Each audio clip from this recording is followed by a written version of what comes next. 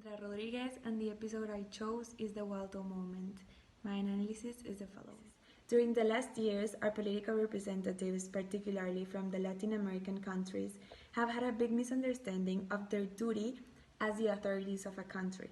This has led to a frustration coming out from us, the citizens, a frustration and resentment that is reflected on our conversations with friends, with family, and particularly nowadays on social media.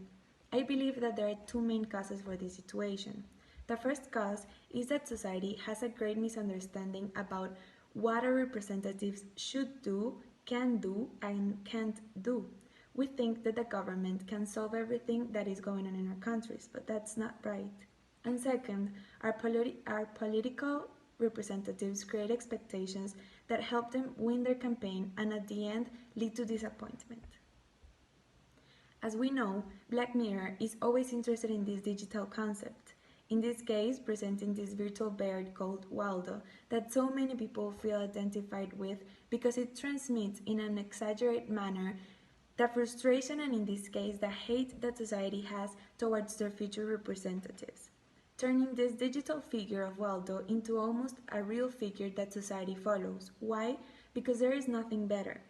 Trust for their political groups has been lost, and their last choice is someone who makes them feel mostly identified with. I would like to compare this situation with El Salvador's current president. Nayib Bukele, the outsider, is proof of the representative society is now expecting. Because, as I said before, we still don't understand what our political representatives should do. So Nayib says that he will give them magnificent projects that the last government never even proposed, projects that not even with international funding could be afforded. He insists that he is completely detached from these other parties, shares and shows the same hate for them, and especially demonstrate closeness to society in the ways that people nowadays communicate. How? Social media.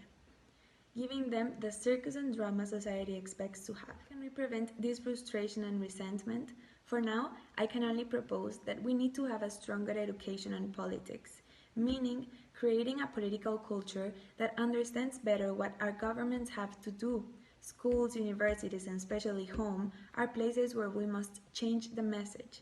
Therefore, we and our future generations won't be resented, full of hate and following a bear. Instead, we will demand someone who knows how to govern, and if this works fine, these people will be great because they have grown with the right political knowledge.